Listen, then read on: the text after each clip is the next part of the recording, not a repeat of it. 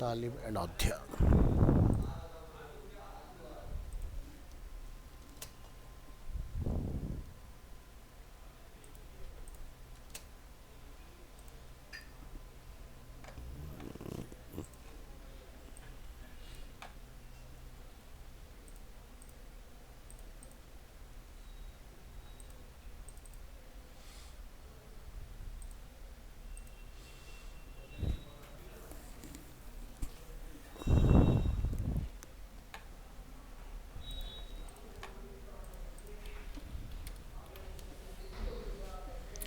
तो last class में हम लोगों ने जावास्क्रिप्ट में do while loop, step and reverse, ठीक है।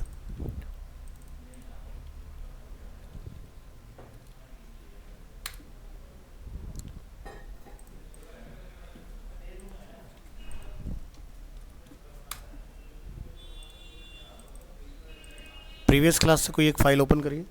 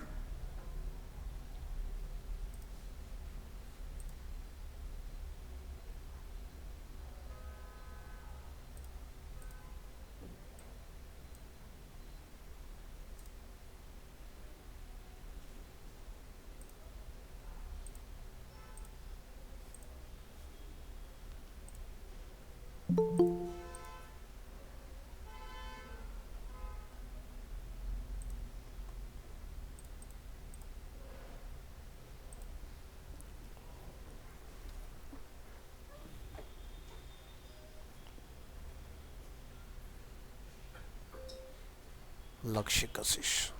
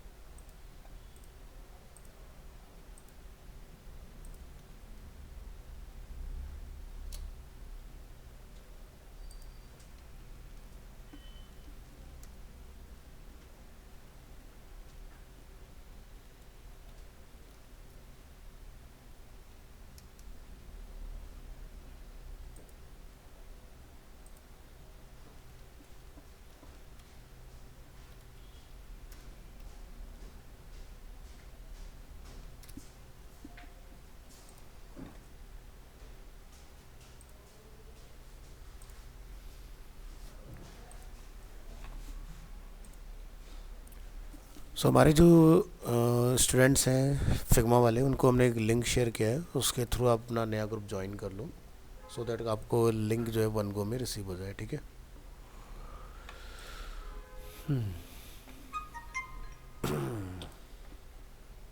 आस्था ने ज्वाइन कर लिया, बाकी कशिश, लक्ष्य एंड आध्या आप लोग भी ज्वाइन कर लीजिएगा।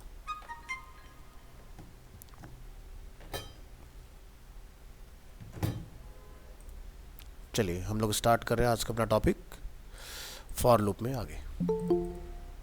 Supriya.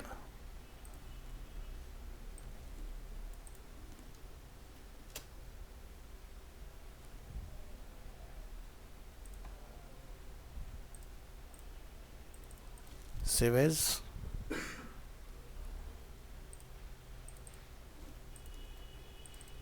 Twenty eight.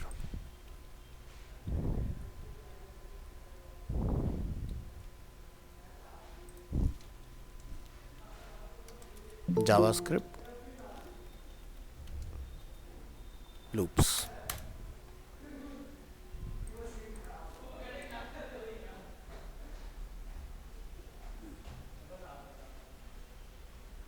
Sujal.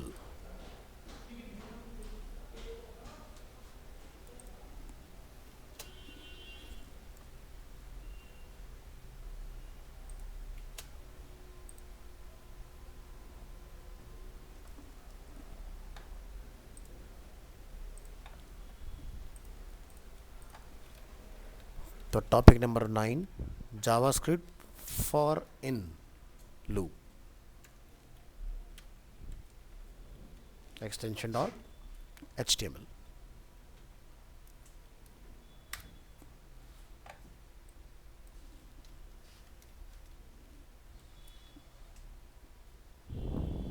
Remove करेंगे इसके अंदर का डेटा और इसको रिडिफाइन करेंगे। तो यहाँ पर हम लोग एक वेरिएबल डिफाइन कर लेते हैं, like temp equal to blank, यानी कि हमने एक वेरिएबल डिफाइन किया लेकिन वैल्यू असाइन नहीं किया है इसके अंदर, ठीक है। एक हम लोग वेरिएबल बना रहे हैं लाइक पर्सन इक्वल टू, हमने यहाँ पर क्या किया, इसको एक ऑब्जेक्ट बनाया इस तरह से, ठीक है। और पर्सन का लाइक फर्स्ट नेम आप यहाँ पर कॉलन लगा के डबल कोट में पास करोगे। इसी तरह से हम लोग यहाँ डिफाइन करेंगे लास्ट नेम, और यहाँ पर लोग डिफाइन करेंगे क्या, एज, ठीक है। तो जैसे एज हमने यहाँ पर 25 डिफाइन किया, और यहाँ पर आप जाके कुछ भी नाम डाल दो, लाइक मोहन कुमार, ठीक है। तो ये हमारा पर्सन ऑब्जेक्ट है और इसके अंदर first name, last name, age, इस तरह से डेटा अवेलेबल है। तो इसको अपना डिफाइन करने के बाद हम क्या करेंगे,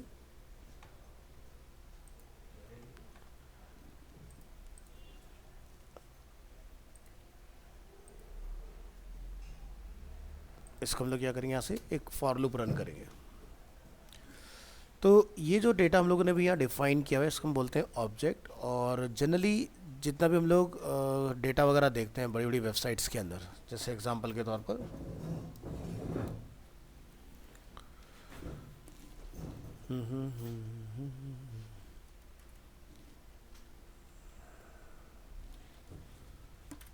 यहाँ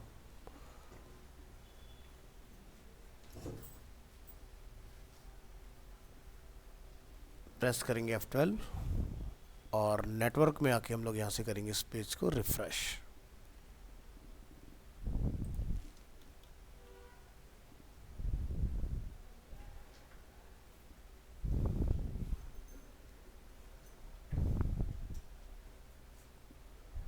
तो यहाँ पर हमें एक प्रोडक्ट डॉट जेसन के नाम से एक फाइल दिखाई देगी, इसको हमने क्या करना है, ओपन इन न्यू टैब। तो यहाँ डेटा देख रहे हो कुछ उसी तरह से डिफाइन है, लाइक आईडी, टाइटल, डिस्क्रिप्शन, ठीक है, जैसे हम लोगों ने यहाँ पर डिफाइन किया है अपना।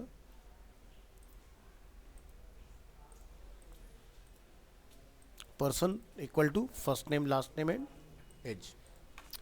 तो इसको बेसिकली हमने क्या करना है, लूप कराना है डेटा को। तो क्या करेंगे, नोटपैड में इसको बंद करो या रहने दो भी ऐसे, यहाँ जाइए, लिखिए फॉर लूप, और फॉर लूप आप लिखेंगे वैल्यू इन। अब ये जो वैल्यू है ये क्या है, यूज़र डिफाइन है, आप इसको कोई भी नेम रख सकते हो जो आपको समझ में आता है, लेकिन हमने क्या लिखना है, वैल्यू इन पर्सन, कि पर्सन में हमारे पास क्या वैल्यू है। यहाँ पर जाके हम लोग डिफाइन करेंगे अपने वेरिएबल का नेम हमने डिफाइन किया टेम्प इक्वल टू, आपने लिखना है टेम्प प्लस पर्सन,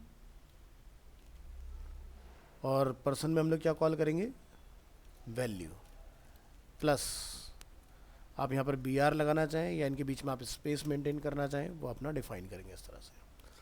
फिर हम लोग क्या करेंगे, डॉक्यूमेंट डॉट राइट में इस टेम्प वेरिएबल को कॉल, तो यहाँ लिखेंगे डॉक्यूमेंट डॉट राइट और टेम्प वेरिएबल को कॉल कराइए, कंट्रोल S।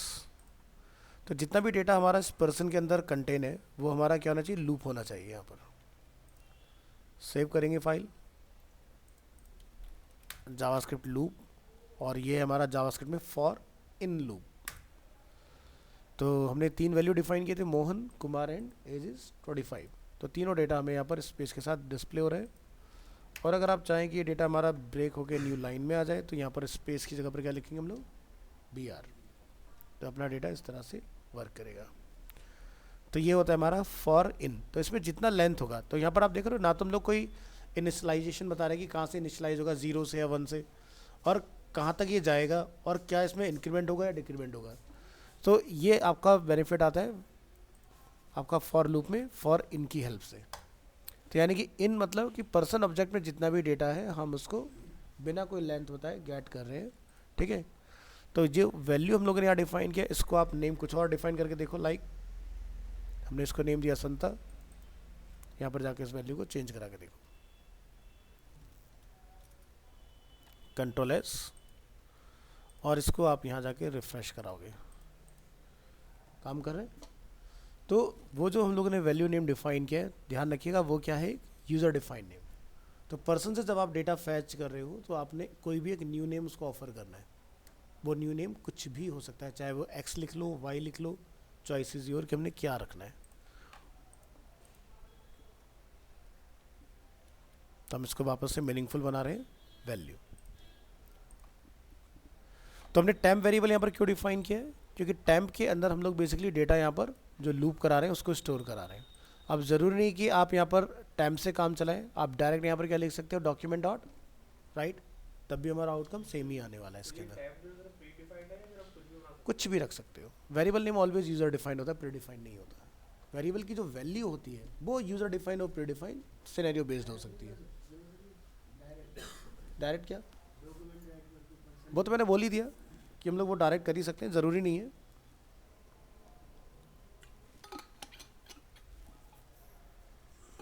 डायरेक्ट कर सकते हो। इसी तरह से हमारा क्या होता है, फॉर ऑफ, ये था फॉर इन। नेक्स्ट देखेंगे फॉर ऑफ लूप,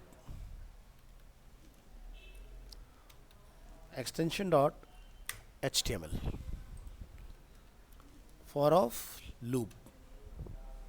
रिमूव करेंगे इस इंफॉर्मेशन को और यहाँ तक आप डिफाइन कर दें like variable alphabets equal to. इसके लिए हम लोग क्या करेंगे, डेटा को एरे फॉर्म में रखेंगे, जैसे हमने डिफाइन किया like A, B, C,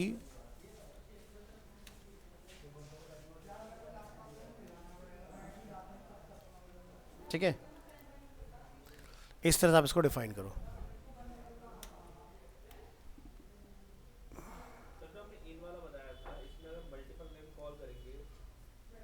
multiple, जैसे भी आपने एक ही पर्सन का डेटा कॉल किया, हाँ, इसका यूज क्या करेंगे, किसी ऑब्जेक्ट से डेटा को निकालने के लिए।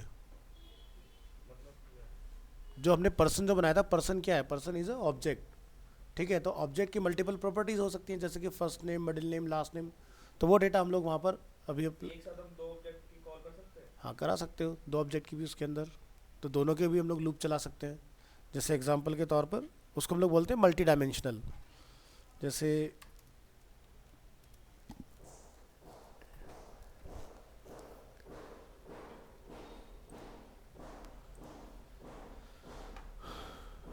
अब यहाँ पर आप देख रहे हो एरे के अंदर हमारे पास क्या है, एरे रखे हुए हैं, ठीक है। तो ये इसको हम लोग ऑब्जेक्ट फॉर्म में भी रख सकते हैं। तो हम लोग डेटा फिर किस तरह से निकाल रहे हैं, इस तरह से। अब जैसे इसका लूप अगर हमें चलाना, तो हमने क्या लिखा, फॉर लूप। फॉर लूप के अंदर फिर से कोई फॉर लूप चलाया हुआ है, तो हमने 2 बार में डेटा उसका रीड किया हुआ है, तो पॉसिबल है। एरे का क्या यूज़ है, एरे का मैंने आपको पहले ही बताया था, एरे का हम लोग यूज़ करते हैं सिमिलर डेटा टाइप के लिए। यानी कि जहाँ पर एक वेरिएबल के अगेंस्ट मुझे मल्टीपल वैल्यू असाइन करनी हो। जैसे अभी क्या है कि आपने लिखा वेरिएबल फर्स्ट नेम, तो फर्स्ट नेम में फर्स्ट नेम ही डाल सकते हो, उसके साथ में आप दूसरा कोई नेम नहीं चला पाओगे।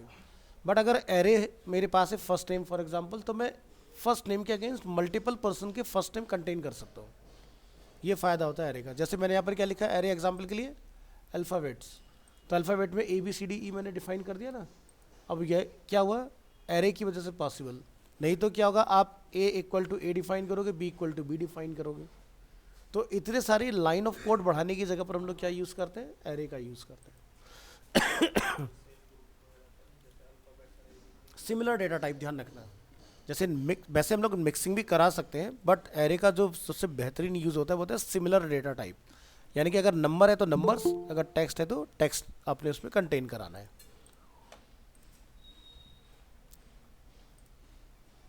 तो मेरे भी मार्क करें।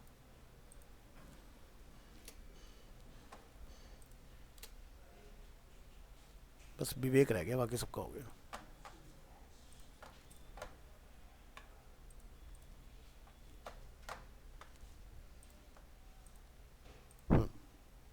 तो यहाँ लिखेंगे डॉक्यूमेंट डॉट राइट, और राइट में अल्फ़ाबेट्स को आप कॉल करा दो। तो जितना भी अल्फ़ाबेट्स के अगेंस्ट आपने डेटा अपना रखा हुआ है वो सारा का सारा डेटा हमारा वन गो में प्रिंट होगा। चला के देखो, ABCD हमारा कॉल हो गया।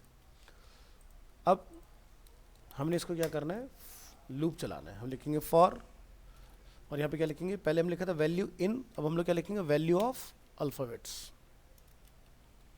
ठीक है, और ये स्टेटमेंट जो हमने यहाँ लिखा है इसको हम लोग यहाँ जाके क्या करेंगे, कॉल, और अल्फ़ाबेट्स का नेम क्या हो जाएगा, वैल्यू।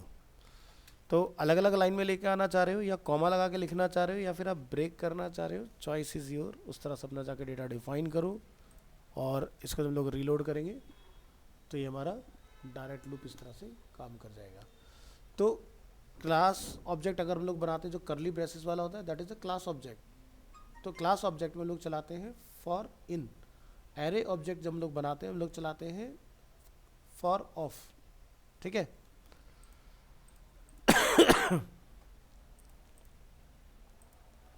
ये वाला पार्ट आपका होगा। अब जैसे हमें एक पर्टिकुलर किसी एक कैरेक्टर के ऊपर रन करना हो तो आप यहाँ पे जैसे एक वेरिएबल बना लो, लेटर्स।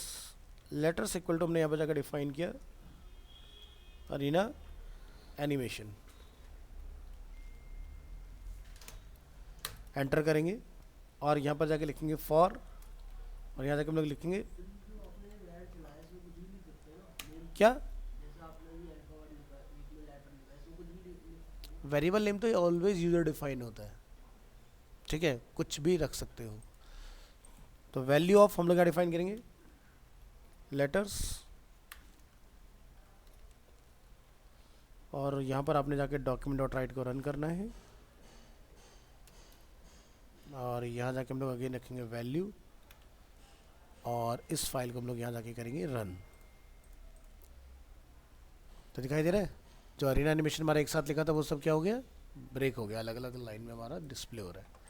अब आप चाहो तो एक लाइन में भी दिखा सकते हो, एक लाइन में तो ऑलरेडी आ जाएगा आपका, लेकिन अगर मुझे सभी में एक एक एंटर लगा के लिखना हो। क्या डिलीट करता सर, मतलब जैसे उसमें तो हम ये कर रहे थे +1 एक अगली वैल्यू लिख के दिखा रहा था, इसका मतलब क्या है वैल्यू। वैल्यू ऑफ यानी कि जो हमारा लेटर है यहाँ पर लिखा, जैसे हमने वेरिएबल अपना डिफाइन किया, एरे हमने डिफाइन किया, तो एरे की वैल्यू हमारी क्या है बेसिकली। नहीं वैल्यू प्लस की बात कर रहा हूँ वैल्यू प्लस कहाँ पर है, मैं, ये जो नीचे डॉक्यूमेंट ये खाली ब्रेक डालने के लिए ये प्लस। तो सिर्फ ब्रेक करने के लिए है, और कुछ नहीं है। अगर हम लोग ये नहीं लगाएंगे तो हमारा सब एक वन गो में एक ही लाइन में प्रिंट हो जाएगा। तो आप चॉइस है, ऑप्शनल है कम्प्लीटली, आप चाहो तो इसको हटा सकते हो, इस तरह से लिख लो तो स्पेस लगा के आएगा।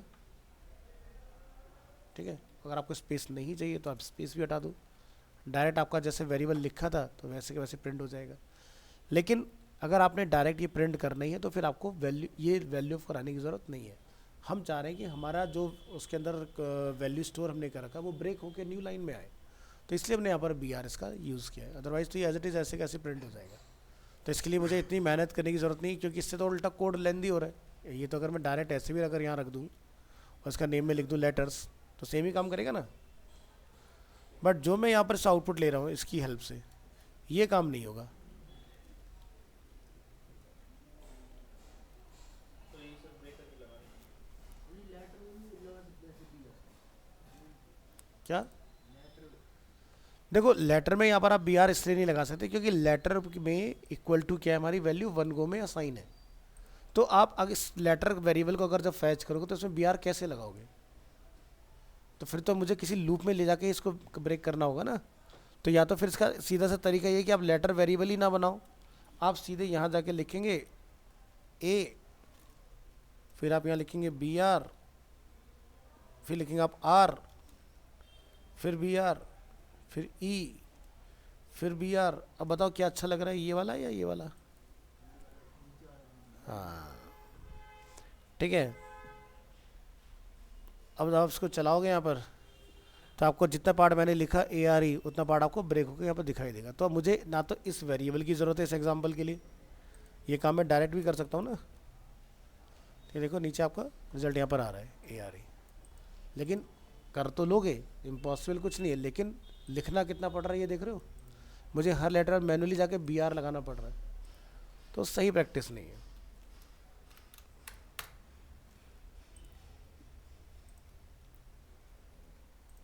ये था आपका for in and for of.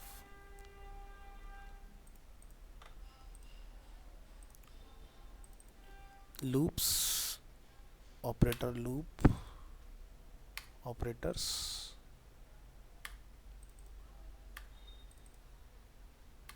ठीक है। तो अभी हमारे फंक्शंस नहीं हुए, आज हम लोग फंक्शंस के ऊपर देखेंगे।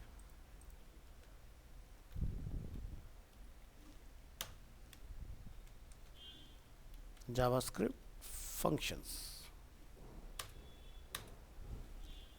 यहां जाके बनाओ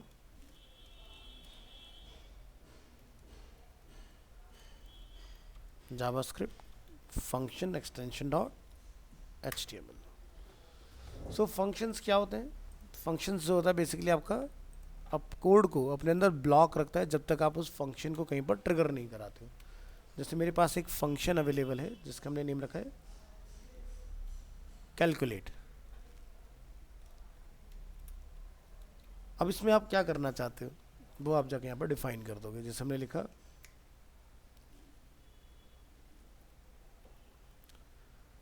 वेरिएबल x इक्वल टू, हमने लिखा 5, वेरिएबल y इक्वल टू, मैंने डिफाइन किया यहाँ पर लाइक 10, और यहाँ पर हम लोग लिख रहे हैं document dot write x plus y. और इस फंक्शन को अगर आप इसके नीचे ऑटोमेटिक कॉल कर देते हो कि जैसे पेज खुले मेरा कैलकुलेशन हो कि मुझे रिजल्ट डिस्प्ले हो जाए तो आप नीचे प्रिंट करा दो फंक्शन को। रिजल्ट क्या रिटर्न हो गया हमें 15। और अगर आप चाहते हो कि किसी पर क्लिक करके ये काम करे तो आपने इसको इस तरह से ना डिफाइन करके क्या करना है, स्क्रिप्ट टैग के बाहर एक बटन जावास्क्रिप्ट फंक्शन, यहाँ लिखेंगे बटन, और बटन में जाकर हम लोग यहाँ डिफाइन करेंगे ऑन क्लिक। ये फंक्शन हमारा कॉल होगा calculate value and button tag close, control S. तो अभी क्या होगा, जब आप बटन को क्लिक करोगे तो बटन गायब हो जाएगा और आपका रिजल्ट आपको डिस्प्ले होगा। पेज को रीलोड कराइए, कैलकुलेट वैल्यू पर क्लिक कीजिए, रिजल्ट आ गया बटन पर क्लिक करके। तो हम चाहते हैं कि हमारा बटन भी रहे प्लस आउटकम भी रिजल्ट डिस्प्ले हो। तो आप यहाँ से किसी भी पैराग्राफ को एक आईडी असाइन कर दोगे like demo and P tag close. अब instead of document dot write हम लोग क्या लिखेंगे, document dot get element by ID. ID है हमारा ऊपर डेमो, लिखेंगे dot inner HTML equal to क्या हो जाए हमारा x प्लस वाई हो जाए। रिफ्रेश करेंगे। अब जब आप टोटल करोगे तो बटन भी रहेगा और जो हमारा रिजल्ट है टोटल होगा वो भी साथ में आएगा। ठीक है, तो फंक्शन का हमें ये समझ में आ रहा है कि फंक्शन में अगर हमने कोई कोड लिखा है तो वो तब तक एग्जीक्यूट नहीं होता है जब तक उसको कहीं पर ट्रिगर ना किया जाए। तो वो मे बी ऑटोमेटिक लोडिंग हो सकता है, मे बी वो ऑन क्लिक हो सकता है। ठीक है, अब इस फंक्शन में प्रॉब्लम क्या है कि हम फंक्शन को जो वैल्यू दे रहे हैं वही रिजल्ट हर बार आपको रिटर्न होकर आएगा। जबकि फंक्शन जब हम लोग किसी प्रोग्राम में बनाते हैं तो हम लोग इसलिए बनाते हैं कि उसको रीयूजेबल बनाया जाए। अगर मान लो मुझे कैलकुलेशन कुछ परफॉर्म करना है तो ऐसा तो है नहीं कि मैं हर बार जितनी बार मुझे टोटल करना होगा नया फंक्शन लिखूंगा, इससे क्या होगा आपका कोड लेंदी होगा। तो हम ऐसा चाहते हैं कि एक कैलकुलेट फंक्शन अगर हमने डिफाइन कर लिया है तो उससे हमारे जितनी बार भी टोटलिंग करनी हो हमारा काम हो जाए। तो फॉर एग्जांपल हम क्या कर सकते हैं, इसको हम लोग नेम देंगे function with parameter extension dot HTML, या लिखेंगे विद पैरामीटर। यहाँ आएंगे तो जहाँ पर आपके ब्रैकेट आपको दिखाई दे रहे हैं, बनाना ब्रैकेट जिसको हम लोग पैरेंथेसिस बोलते हैं, यहाँ पर आप जाके कोई भी दो वेरिएबल नेम चूज कर लो। हमने क्या लिखा, x, y, ठीक है। अब x, y जो है आपको यहाँ पर इस तरह से वेरिएबल डिक्लेयर करने की ज़रूरत नहीं है, इसको हम लोग हटा देंगे। अब हमने क्या करना है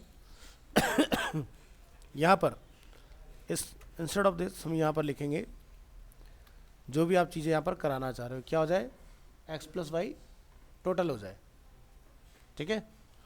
अब जो टोटल होगा उसको वैल्यू हम कहाँ से देंगे, क्योंकि अगर हम इस फाइल को रन करते हैं यहाँ पर तो क्या हो रहा है, कैलकुलेट वैल्यू पे NaN हमें रिटर्न आ रहा है, मीन्स नॉट अ नंबर। तो क्या करें, तो जहाँ पर आपने फंक्शन को कॉल किया है वहाँ पर जाके आप लिखते हैं 5,15 फॉर एग्जाम्पल। तो क्या होगा, 5,15 हमने यहाँ पर लिखा जहाँ पर हम लोगों ने फंक्शन को एग्जीक्यूट किया है। अब की बार जब आप क्लिक करोगे तो हमें रिजल्ट क्या आ रहा है, 20, क्योंकि हम लोगों ने x प्लस वाई को टोटल किया है ना। तो x की वैल्यू कितनी हो गई, 5 हो गई है, y की वैल्यू कितनी हो गई है, 15, ठीक है। तो क्लिक के सिनेरियो में देखा जाए तो ये अगेन सेम पहले की तरह ही काम कर रहा है कि वैल्यू मेरी लॉक है। बट अगर मैं मैनुअली अगर अपना फंक्शन लिख के कहीं पर भी कॉल कर रहा हूँ, जैसे मैंने यहाँ पर लिखा, फिर मुझे लगता है कि फंक्शन की मुझे कहीं पर दोबारा से ज़रूरत आने वाली है, ठीक है। तो जब भी आप इसको प्रिंट कराओगे हर बार एक नई वैल्यू आप इसको at the time of print define कर सकते हो। जैसे मैंने यहाँ जाके लिखा कैलकुलेट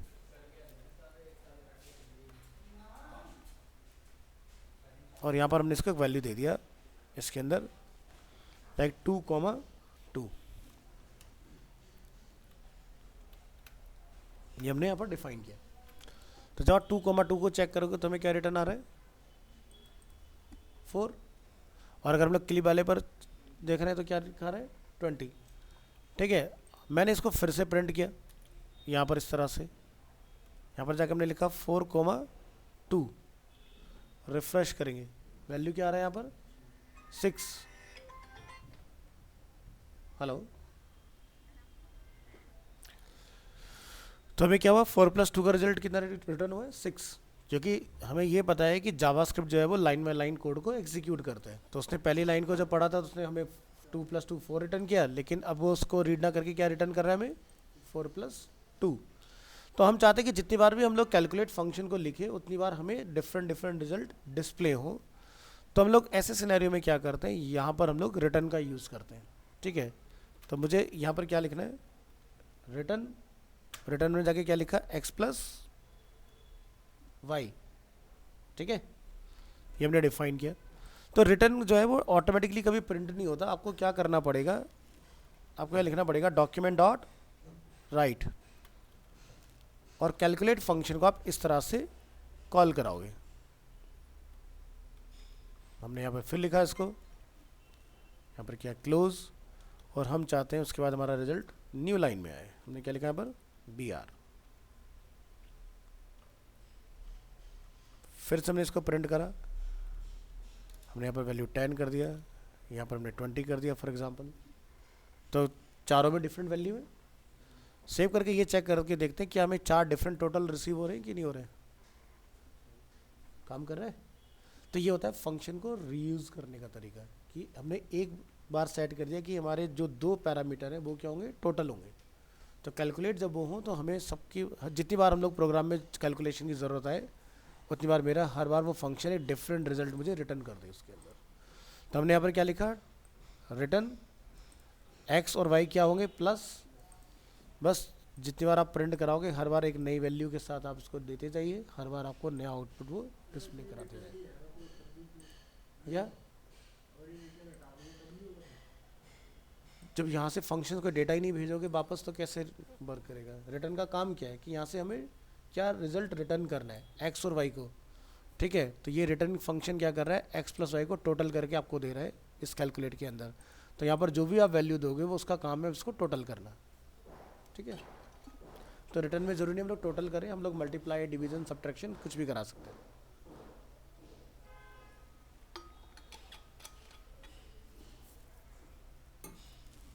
तो क्या समझ में आया कि एक फंक्शन को रीयूजेबल हम लोग कैसे बना सकते हैं, ठीक है।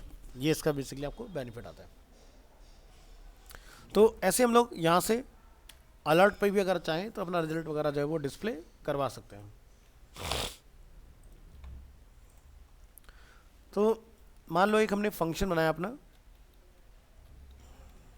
JavaScript function with alert.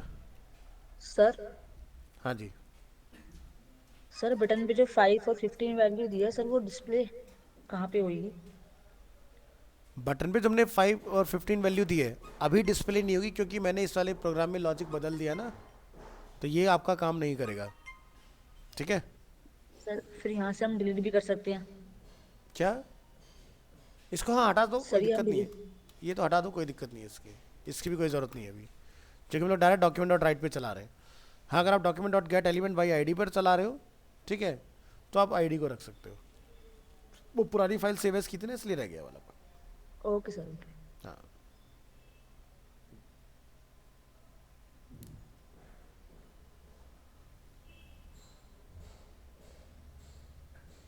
चलो नेक्स्ट देखेंगे। जावास्क्रिप्ट फंक्शन विद पैरामीटर था ये। नेक्स्ट देखेंगे हम लोग with alert extension dot HTML। तो फंक्शन के साथ फ्रेंडली होना है, तो फंक्शन को बिल्कुल आप CSS में क्लास की तरह समझ के चलो। एक हमने क्लास बनाया abc.abc, और .abc क्लास तब तक एग्जीक्यूट नहीं होगा जब तक आप उसको कहीं पर क्लास इक्वल टू लिख के कॉल नहीं करोगे। सिमिलरली फंक्शन भी आपका वैसे ही होता है, जो भी हम लोग इसके अंदर यहाँ लिखते हैं कर्ली ब्रेसेस के बिटवीन, ये क्या होता है, ब्लॉक स्कोप होता है। ये तब तक काम नहीं करेगा जब तक आपने इस फंक्शन को कहीं पर कॉल ना कराया हो। ठीक है, अब मे बी ऑन क्लिक हो सकता है या वो आपका ऑन लोड हो सकता है।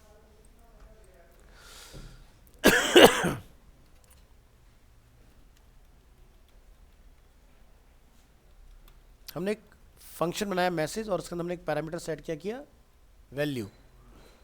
तो क्या मुझे मैसेज रिटर्न नहीं करना है, मैंने यहाँ पर लिखा अलर्ट, और अलर्ट में क्या चल जाए, वैल्यू।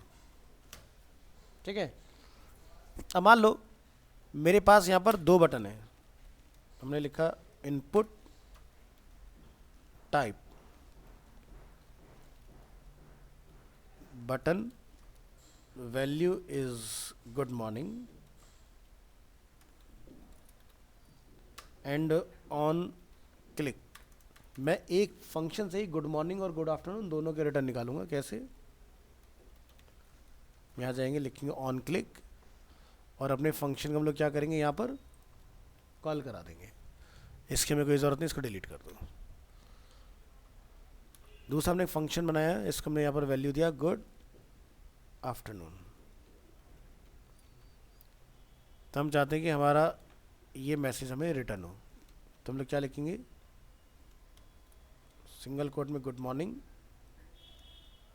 सिंगल कोट में गुड आफ्टरनून।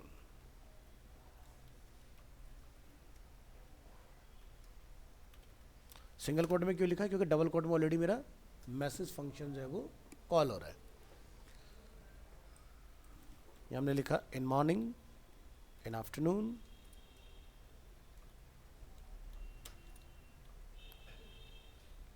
कंट्रोल एस, यहाँ आएंगे, रन करेंगे फाइल, क्या रिटर्न आया हमें, गुड मॉर्निंग, गुड आफ्टरनून। यानी कि फंक्शन हमने एक बनाया लेकिन हमने इसके काम 2 डिफरेंट लिए। तो ये बेनिफिट आता है बेसिकली फंक्शन बनाने का। तो ज़रूरी नहीं कि आप यहाँ पर एक फंक्शन इस तरह से लिख रहे हैं कि भाई गुड मॉर्निंग, और एक फंक्शन आप बना रहे हैं गुड आफ्टरनून। अननेसेसरी मेरे कोड की लेंथ बढ़ेगी, कोई फ़ायदा नहीं है। हमारा अप्रोच यही होना चाहिए कि कोड की लेंथ ना बढ़े उसके अंदर।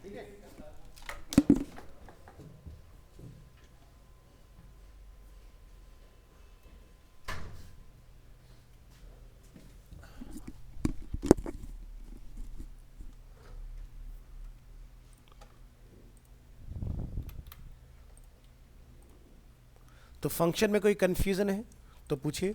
ध्यान रखना है, फंक्शन बनाते वक्त आपने फंक्शन कीवर्ड का यूज़ करना है। Function name is user define. आपने ब्रैकेट्स का यूज़ करना है, इनको हम लोग बोलते हैं पैरेंथेसिस या फिर बनाना ब्रैकेट। और करली ब्रेसेस जो होता है आपका वो ब्लॉक स्कोप होता है कि इसके अंदर जो भी आप कोड लिखेंगे जब तक कहीं पर आप ट्रिगर नहीं कराओगे तब तक वो काम नहीं करेगा। ठीक है, तो अब जैसे मान लो कि आप चाहते हो कि एंड यूज़र अपनी कोई भी वैल्यू उसमें पास कर दे मैसेज के अंदर, ऐसा कुछ बन जाए, तो ऐसा भी हम लोग करा सकते हैं। आप एंड यूज़र से प्रॉम्प्ट में कोई वैल्यू लो और उसको आप जाके उसमें कॉल करा दो। फॉर एग्जांपल ये कैसे पॉसिबल होगा, तो हम इसके लिए यहाँ पर डिफाइन करेंगे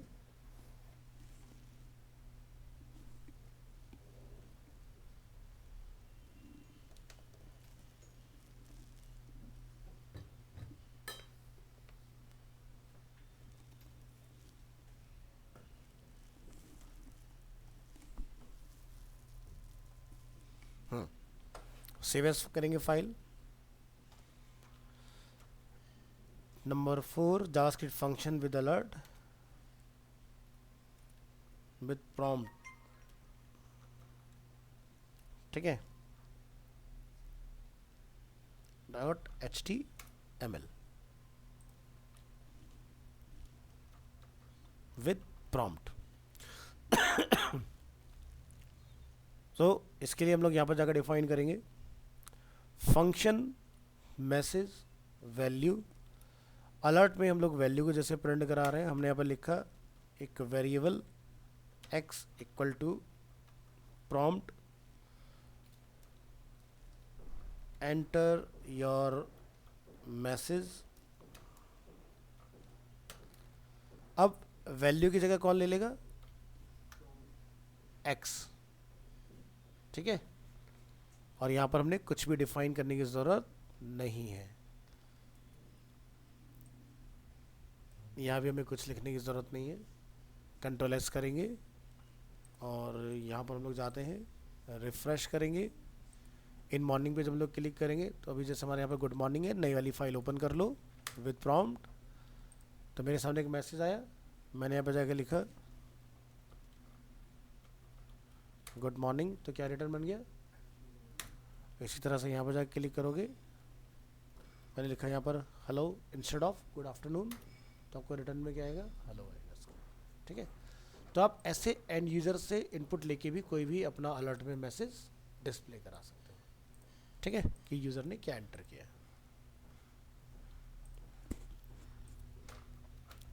तो इसमें मुझे 2 रखने की ज़रूरत नहीं है, यहाँ पर लिखेंगे हम लोग एंटर वैल्यू। जो भी यूज़र वैल्यू लिखेगा लाइक अरीना फॉर एग्जांपल, तो मुझे अरीना इसमें रिटर्न आएगा ना। जावास्क्रिप्ट जब हम लोगों ने स्टार्ट किया तो मैंने आपको बताया था कि JavaScript is a client side, तो ये डेटा कहीं सेव नहीं हो रहा है, ये रन टाइम पर है, जैसे ही ब्राउज़र बंद सब खत्म, ठीक है। बैकएंड बहुत दूर है, अभी करीब 4 महीने बाद बात करेंगे बैकएंड की। जावास्क्रिप्ट के ऊपर चलेगा भी ये, और थोड़ा सा मतलब इसके बाद क्या चलेगा? इसके बाद तुम्हारा स्टार्ट करेंगे बूटस्ट्रैप, बूटस्ट्रैप आएगा। सर इसकी प्रेजेंटेशन भी होगी किसके, जावास्क्रिप्ट? जावास्क्रिप्ट की प्रेजेंटेशन नहीं करते हम, प्रेजेंटेशन करते हैं HTML CSS। जावास्क्रिप्ट में हमारा मेन फोकस जो होता है वो आपका टॉपिक में ऑलरेडी करा चुका, विच इज़ फॉर्म वैलिडेशन, ठीक है। तो फॉर्म वैलिडेशन आपने अपने जो पेज डिज़ाइन करोगे उसके अंदर करना है, ठीक है। और बूटस्ट्रैप जो रहेगा आपका, उससे आपने अपनी वेबसाइट को बनाना है। जावास्क्रिप्ट आपको इसलिए सिखाया जा रहा है क्योंकि जिस दिन आपका डेवलपमेंट वाला पार्ट स्टार्ट होगा ना, तो आपको ये पता होना चाहिए कि वेरिएबल एक्चुअल में क्या होते हैं, कंडीशंस क्या होती हैं, फंक्शंस क्या होते हैं, ऑपरेटर्स क्या होते हैं, लूप्स क्या होते हैं, एरे क्या होते हैं, क्योंकि इन्हीं से ही सारा कुछ आगे जाके काम होने वाला है। बैकएंड में क्या कहते हैं सर हम? बैकएंड में आपके पास रहेगा PHP, ठीक है। PHP एंड नोड दोनों चीज़ आपके पास बैकएंड में अवेलेबल है, ठीक है। तो कोशिश कीजिएगा ज़्यादा फोकस रखने का PHP के ऊपर, ठीक है, क्योंकि PHP में ही सबसे ज़्यादा जॉब्स मिलते हैं। रिएक्ट और नोड आपके कोर्स सिलेबस के अंदर दिया हुआ है, बट आपको रिएक्ट और नोड पे जॉब नहीं मिलेगा, मैं आपको पहले ही बता रहा हूँ, क्योंकि ना तो आप बीटेक हो ना BC हो। जॉब उन्हीं को मिलता है जो इस बैकग्राउंड से होते हैं, बीटेक BC से। तो जब आप जॉब के लिए जाते हो ना, तो आपसे क्लियरली आपसे पूछा जाता है कि आपका क्वालिफिकेशन किस फील्ड में है। अगर आप सिंपली BCom हैं, BA हैं, आपको जॉब नहीं मिलेगा। रिएक्ट और नोड के केस में बता रहा हूँ, इसलिए ध्यान से सुनना। बाकी आपका PHP के बेस पर आप एज अ डेवलपर जॉब कर सकते हो, कोई प्रॉब्लम नहीं है। अब हमें काम तो रिएक्ट में ही करना है, तो क्या करा जाए। तो उस केस में एक ही सॉल्यूशन होता है, किसी भी कंपनी में 2 से 3 साल आप डेवलपर का एक्सपीरियंस ले लो, उसके बाद फिर आपको कोई नहीं रोक सकता रिएक्ट में काम करने से, ठीक है। लेकिन डायरेक्ट अगर आप अप्रोच करोगे कि रिएक्ट में मिल जाए तो नहीं होगा। तो इंटरनली किसी भी कंपनी के अंदर रिएक्ट के प्रोजेक्ट पे प्रमोट होइए और फिर अपनी रिएक्ट की जर्नी स्टार्ट कीजिए। रिएक्ट टोटल जावास्क्रिप्ट बेस्ड है, ठीक है, और रिएक्ट में चलता है JSX यानी कि जावास्क्रिप्ट XML। XML का क्या मतलब हुआ कि जैसे आप देखते हो जावा, यहाँ पर नोटपैड में जितने भी टैग हम लोग शुरू करते हैं बंद होते हैं, या फिर जैसे कुछ टैग ऐसे होते हैं जो नॉन कंटेनिंग होते हैं, लाइक इमेज, HR, VR, वो बंद नहीं होते हमारे, है ना, वो कभी पेयर में नहीं आते टैग। तो JSX में क्या होता है, आपके सभी टैग बंद होते हैं, जैसे अगर इमेज टैग भी लगाओगे तो वो भी क्लोज होगा। तो इस चीज़ का थोड़ा सा हमें ध्यान रखना पड़ता है, वो अभी बहुत आगे की चीज़ें हैं।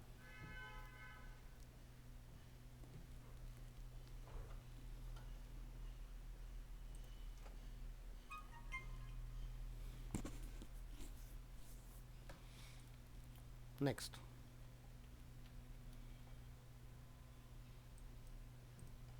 यहाँ से तो प्लेसमेंट मिलती है वैसे कुछ? हाँ क्यों नहीं मिलती, मिलती है। आपने डेटा एनालिस्ट सुनी है? वेब में नहीं सुना? नहीं।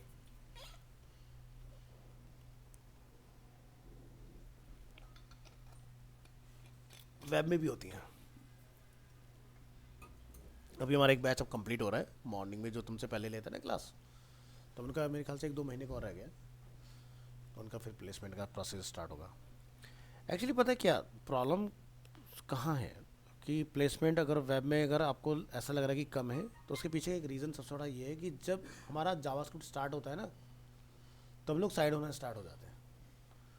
क्योंकि जब तक HTML CSS होता है तब तक तो चलो ठीक है, सही लग रहा है। JS जब स्टार्ट होता है तो लोग वहाँ इतना लॉजिकली सोचना नहीं चाहते, वो थोड़ा सा कटना स्टार्ट कर देते हैं। ये बिल्कुल वैसे ही जैसे हमारा स्कूल टाइम होता है ना, कि साइंस बड़ा टफ है, फिजिक्स बड़ा टफ है, केमिस्ट्री बड़ा टफ है, तो वो छोड़ दो, BCom ले लो, ठीक है। बट अगर आप समझो ना चीज़ों को, तो ऐसा कुछ बहुत ज़्यादा कॉम्प्लिकेटेड चीज़ें नहीं है। अब जैसे मैंने आपको बता रखा है, क्योंकि मुझे पता है कि जावास्क्रिप्ट के अंदर जितना अभी हम लोग पढ़ रहे हैं इतना हमारे काम में नहीं आएगा। हमारे काम में सिर्फ वही वाला पार्ट आएगा जो फॉर्म वैलिडेशन है, ठीक है, उतना आपको आना ज़रूरी है जावास्क्रिप्ट के थ्रू। तो अगर आप जावास्क्रिप्ट तक का और बूटस्ट्रैप तक का पार्ट सीख गए तो आप बन गए वेब डिज़ाइनर बड़े आराम से, ठीक है। लेकिन अगर आपने जावास्क्रिप्ट के ऊपर ही आगे अगर आप ओवरलोड हो गए कि भाई नहीं हमसे तो होगा ही नहीं, तो फिर आगे की जर्नी आपके लिए आसान होने की जगह टफ होती चली जाएगी, ठीक है। तो इसलिए जितनी भी चीज़ें आप लोग देख रहे हो या मैं जो चीज़ें बता रहा हूँ, मैं उतनी चीज़ें करा रहा हूँ जो आपके काम में आएंगी। अब जैसे अंकित है, अंकित का कोर्स आगे का है ही नहीं, अंकित का इसका तो ख़त्म हो जाएगा ना, तो अंकित के किसी काम नहीं आएगी। अंकित के काम आएगा सिर्फ और सिर्फ फॉर्म वैलिडेशन वाला पार्ट। लेकिन इसके आगे की JS इसको तब काम में आएगी जो हम लोग पढ़ रहे हैं, जब ये PHP सीखता है या फिर ये रिएक्ट सीखता है, तब इसको काम में आएंगी चीज़ें। तो इसलिए अभी जो मैं जितना JS पढ़ाऊंगा ना, तो मैं आपको बहुत बेसिक पढ़ाऊंगा इसके अंदर, क्योंकि एडवांस अभी पढ़ा के तुम सब आगे जाके भूल जाओगे, क्योंकि इसके बाद में बूटस्ट्रैप आएगा तो यूज़ इसका होगा नहीं। बूटस्ट्रैप क्या करता है, एक website, bootstrap is a framework जो कि बना है basically HTML CSS JavaScript jQuery से।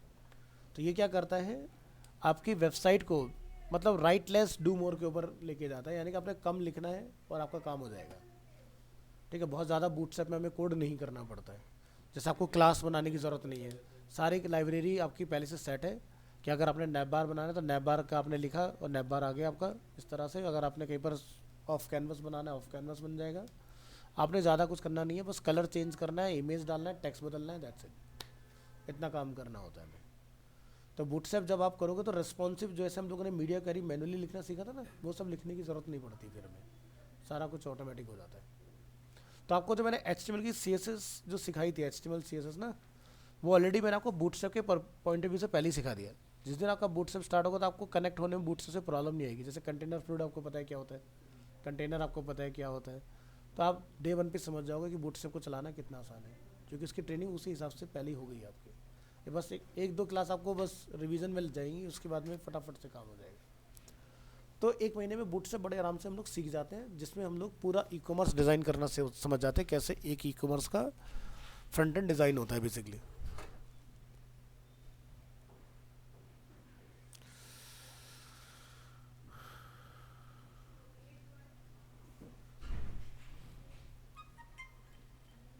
चलिए,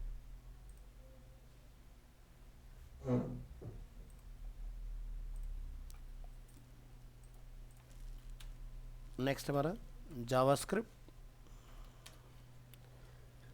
यहाँ पर लोग जाकर डिफाइन करेंगे ऑब्जेक्ट मॉडल।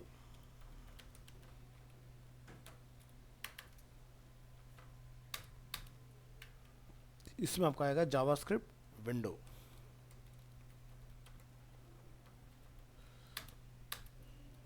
और इस पर हम लोग काम करेंगे यहाँ पर।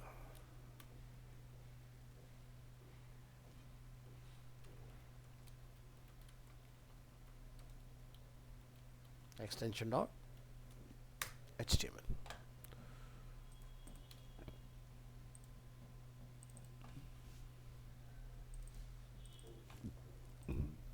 फाइल ओपन करेंगे और इसमें स्टार्ट। तो विंडो ऑब्जेक्ट को बेसिकली हम लोग जानते हैं BOM, ब्राउज़र ऑब्जेक्ट मॉडल। पूरा जावास्क्रिप्ट जो है वो दो तरह के ऑब्जेक्ट मॉडल पे बेस्ड है। One is DOM, second is BOM. DOM document object model, BOM browser object model. ठीक है, तो अभी हम लोग जो स्टार्ट करें वो क्या है, विंडो ऑब्जेक्ट। यानी कि अभी जो टोटल हम लोग सीखने वाले हैं वो सारा कुछ ब्राउज़र ऑब्जेक्ट मॉडल पे बेस्ड होगा हमारा। यहाँ ये और एक्स्ट्रा वाइट स्पेस हम लोग यहाँ से करेंगे रिमूव, और हम इसको नाम दे रहे हैं BOM, ब्राउज़र ऑब्जेक्ट मॉडल। और इसका नाम भी आप BOM ही रख दो तो कोई गलत नहीं है।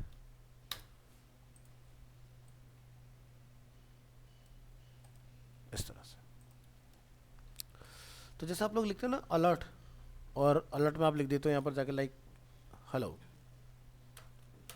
और हम इसको जब रन करते हैं तो ये हमें डिस्प्ले हो जाता है। काम कर रहे हैं।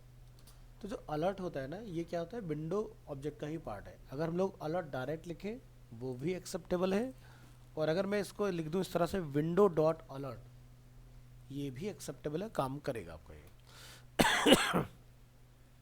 काम कर रहे हैं, ठीक है।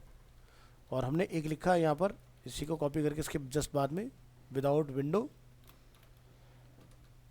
हमने लिखा स्टूडेंट्स। तो जब आप रिफ्रेश करेंगे तो पहले हेलो दिखाई देगा, फिर उसके बाद में स्टूडेंट्स आएगा। तो समझ में आ रहा है। तो ये जो पार्ट होता है आपका अलर्ट, प्रॉम्प्ट, कंफर्म, ये तीनों किसके पार्ट होते हैं, हमारे विंडो के पार्ट। हाँ लिख सकते हो, ठीक है। तो जैसे एग्जांपल के तौर पर हम चाहते हैं हमारा कुछ ऐसा सिस्टम बने कि हमारा जो बॉडी का कलर है वो चेंज हो जाए। तो जैसे हमने लिखा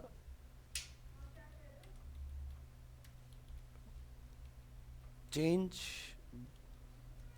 BG कलर। तभी तक तो क्या था कि भाई BG कलर वही आ सकता है जो हमने सेट करके डाल दिया। हम चाहते हैं कि कुछ ऐसा सिस्टम बन जाए कि डायनामिक यूजर जो बैकग्राउंड कलर करना चाहे वो बैकग्राउंड कलर हमारा क्रिएट हो जाए।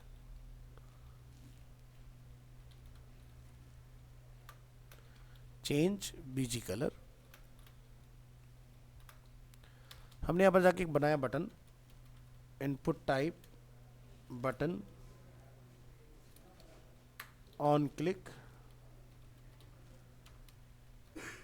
एक फंक्शन अपना बना लेंगे, change GROUND, change background.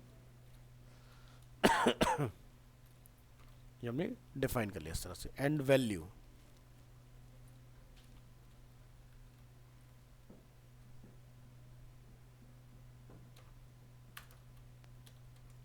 Change BG colour. File को ओपन करिए।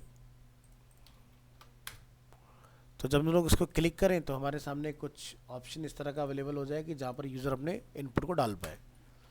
तो एक बनाएंगे फंक्शन, फंक्शन हमारा change background for example, curly braces. यहाँ पर लोग लिखेंगे एक वेरिएबल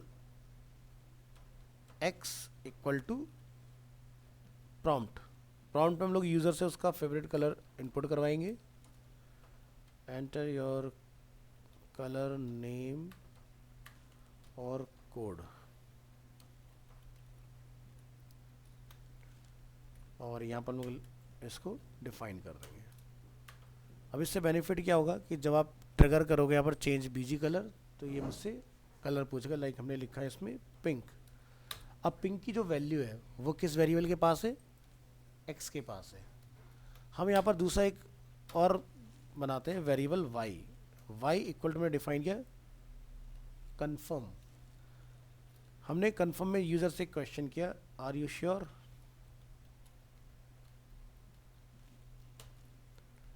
ठीक है, तो जैसे अब आप रीलोड करेंगे और यहाँ पर क्लिक करेंगे और आप यहाँ पर अपने जाके कोई भी कलर की वैल्यू पास करोगे तो इसके बाद में आपसे पूछा जाएगा कलर चेंज करना है नहीं करना है। ठीक है, तो अभी तक आपने कन्फर्म वाला नहीं देखा था। ठीक है, तो कन्फर्म में क्वेश्चन हम लोग करते हैं यूज़र से, प्रॉम्प्ट में यूज़र से वैल्यू लेते हैं, अलर्ट नोटिफाई करने के लिए होता है। तो यूज़र ने उसमें अपना कॉन्सेंट उसमें दे देगा, येस और नो जो भी होगा। तो हमने यहाँ पर लिखा इफ़ कंडीशन, इफ़ वाई की वैल्यू 2 टाइम्स इक्वल टू क्या है, ट्रू, यानी कि अगर यूज़र ने प्रेस किया ओके तो क्या हो जाएगा, डॉक्यूमेंट डॉट बीजी कलर, वो क्या हो जाए, जो एक्स में है वो रेंडर। ठीक है, बीजी कलर की वैल्यू हमने किस में कैप्चर की, यूज़र से, एक्स में। ठीक है, वाई में हमने यूज़र से सवाल पूछा, वाई में उसने बोला कि भाई मैं ओके हूँ, कन्फर्म है मेरी तरफ से। तो अगर वैल्यू ट्रू है तो क्या हो जाए, कलर मेरा एग्जीक्यूट हो जाए। ट्राई करके देखेंगे, कैंसिल, पेज को करेंगे रिफ्रेश, क्लिक करेंगे यहाँ से, हमने बोला यहाँ पर जैसे हमने पिंक कलर रखना है, हमने बोला ओके ओके। ठीक है, तो ये कलर हमारा यहाँ पर एग्जीक्यूट होना चाहिए। तो यहाँ पर मैं लिखा बीजी कलर, तो बीजी कलर में हमें ये ध्यान रखना है कि बीजी कलर जो हम लोग यहाँ पर डिफाइन कर रहे हैं वो इस तरह से काम करेगा, किसी डिफरेंट तरीके से काम करेगा। तो डॉक्यूमेंट डॉट बीजी कलर का अगर हम लोग सी बड़ा बनाएं, ठीक है, और फिर चेक करके इसको देखो, या फिर आप पहले ये चेक करके देखो क्या हमें यहाँ पर कोई कंसोल में एरर बना था इस चीज़ का। ठीक है, तो इसको खुला रखना कंसोल को, रिफ्रेश करेंगे, यहाँ से वैल्यू पुट करेंगे लाइक ग्रीन, हमने इसको ओके किया, ओके किया, तो कंसोल में देखो ना अभी हमारे पास यहाँ पर कोई एरर रिटर्न नहीं हो रहा है। तो हम लोग एक काम ये करके देखें पहले कि क्या हम लोग x की वैल्यू को इस कंडीशन में चेक कर पा रहे हैं कि नहीं कर पा रहे हैं। तो हम लोग यहाँ पर क्या लिखेंगे, कंसोल डॉट लॉग, और इसमें वैल्यू का प्रिंट करना है x। तो चेक करेंगे कि अगर कोई एरर है या x हमारी y की वैल्यू यहाँ पर इस इफ़ के अंदर रेंडर हो रही है या नहीं हो रही है। तो कंट्रोल एस,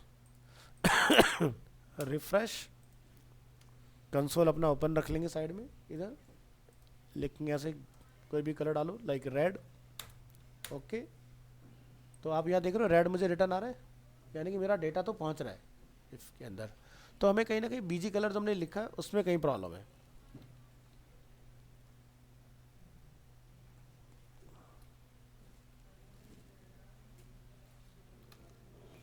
हमने लिखा BG colour equal to x, refresh करेंगे और फिर से ट्राई करके देखते हैं।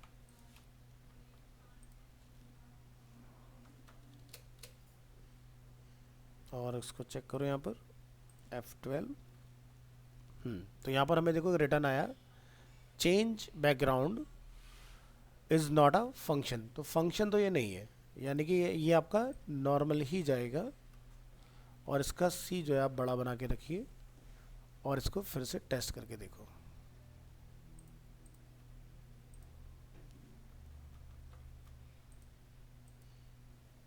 काम कर रहे हैं।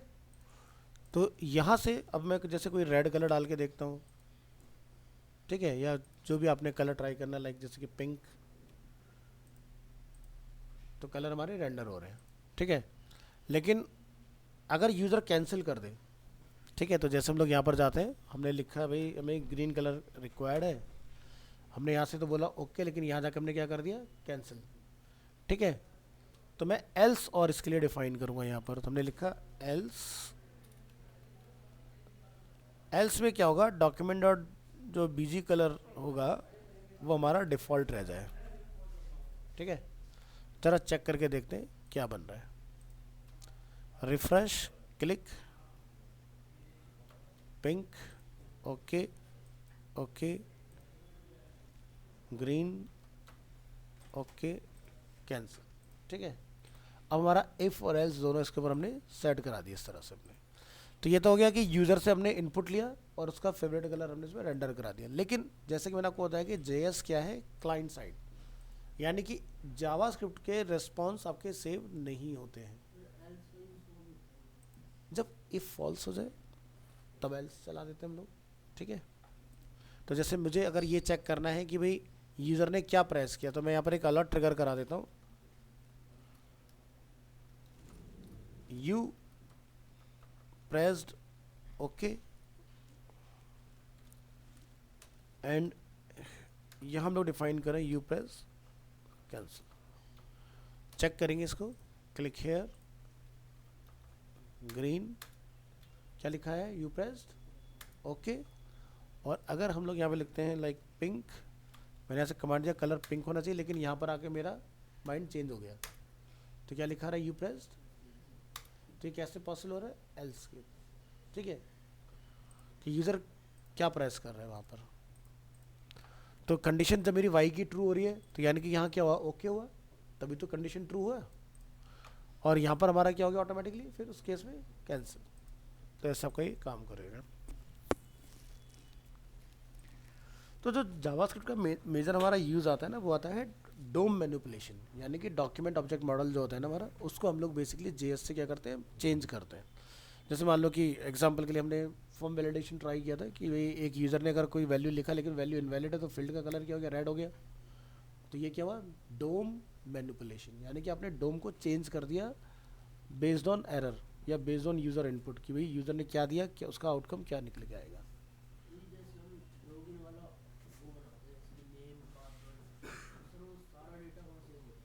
वो बैकएंड में जाता है, हाँ, यानी कि उसके लिए आपको पीएचपी लगता है बीच में, जो उस डेटा को प्रोसेस करके देता है बैकएंड के अंदर, यानी कि एसक्यूएल में डेटा जाता है आपका, ठीक है। एसक्यूएल है हमारे तो होती है। अब बिना उसके कैसे बैकएंड बनेगा, क्योंकि जब तक डेटा ही कहीं स्टोर नहीं होगा तो कैसे काम चलेगा। तो डेटा तो स्टोर कराना, दो होते हैं ना, एक एसक्यूएल होता है, दूसरा कौन सा होता है, दो नहीं होते, कम से कम 20-30 होते हैं। ये मोंगो उसमें कुछ होता हाँ, ये मोंगो आपका, ये भी एक तरह का डेटाबेस का टाइप होता है, मोंगो डीबी इसको हम लोग बोलते हैं, मारिया डीबी होता है, है, इसमें से कौन सा रखेंगे। हम मारिया डीबी से रखेंगे, ठीक है, क्योंकि मारिया डीबी की मार्केट में डिमांड सबसे ज़्यादा है। अब अगर आप मोंगो सीख लो, मोंगो सीख के फिर तुम्हें जॉब नहीं मिलेगी, क्यों, क्योंकि मोंगो जो आता है वो मीन और मन के अंदर आता है, मीन स्टैक डेवलपर, मन स्टैक डेवलपर। फिर उसके अंदर आपका जो आएगा बेसिकली एंगुलर और रिएक्ट आते हैं, एक्सप्रेस आता है उसके अंदर। तो मीन स्टैक डेवलपर, मन stack developer, full stack developer, इस तरह से अलग अलग तरह के डेवलपर्स होते हैं। जब हम पूरा करेंगे तो हम क्या बनेंगे, फुल स्टैक बनेंगे ना। नहीं, फुल स्टैक कैसे बन जाओगे तुम, फुल स्टैक जो होता है, फुल स्टैक सभी लैंग्वेजेस को जानता है। फुल स्टैक डेवलपर जो होता है वो सभी लैंग्वेजेस के बारे में जानता है, जितनी भी होती हैं, वो होता है फुल स्टैक, यानी कि जो डेस्कटॉप के लिए भी काम कर सकता है और मोबाइल के लिए भी काम कर सकता है, उसको सब आती है, फुल स्टैक पे होते हैं। ऐसे नहीं कि खाली हमने एक पीएचपी सीख लिया और फ्रंट एंड की एचटीएमएल सीएसएस सीख लिया और हम बन गए फुल स्टैक, ऐसे नहीं होता। फुल स्टैक कंपनियों के अंदर वही लोग बनते हैं, जैसे मान लो मेरे पास टीम है, आप सब लोग मेरी टीम के अंदर हो और मैं आपको हेड कर रहा हूँ, तो यानी कि अगर मैं आपको हेड कर रहा हूँ तो मेरे पास सभी लैंग्वेजेस की नॉलेज होना ज़रूरी है, क्योंकि मान लो तुमने तो काम करके भी दे दिया और जब मैंने इसका टेस्टिंग किया उसमें आ गया एरर। अब ये थोड़ा ना कि भाई पंकज लो इसको दोबारा से ठीक करके, तो पंकज को अगर पता होता, पंकज पहले ही ना देता सही करके। तो वहाँ पर फुल स्टैक का काम आता है, वो क्या करता है, उस कोड को वही फिक्स करके आगे बढ़ा देगा, ये होता है फुल स्टैक। तो फुल स्टैक को बेस पर काम नहीं करना होता है, उसको क्यूसी पर काम करना होता है। हाँ, उसके अंदर पाइथन का ज़्यादा यूज़ होता है। तो वैसे इसकी स्टार्टिंग सैलरी वगैरह क्या होती है कुछ, किसकी, यही जो हम सीखेंगे उसके बाद। हमारे फील्ड की जो सैलरी होती है 15-20 हज़ार रुपये से स्टार्ट होके 3-4 लाख रुपए पर मंथ तक जाती है, ये है हमारा। अरे, खाली जावास्क्रिप्ट से क्या करूँ।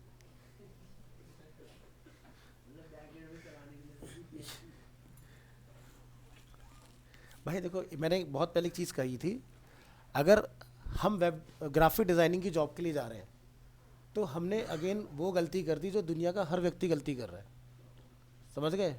कहने का मतलब ये है कि आप किसी भी मल्टीमीडिया इंस्टीट्यूट में जाओगे, हर बच्चा अपने करियर की शुरुआत ग्राफिक से ही करता है, यानी ग्राफिक तो सीखेगा ही सीखेगा।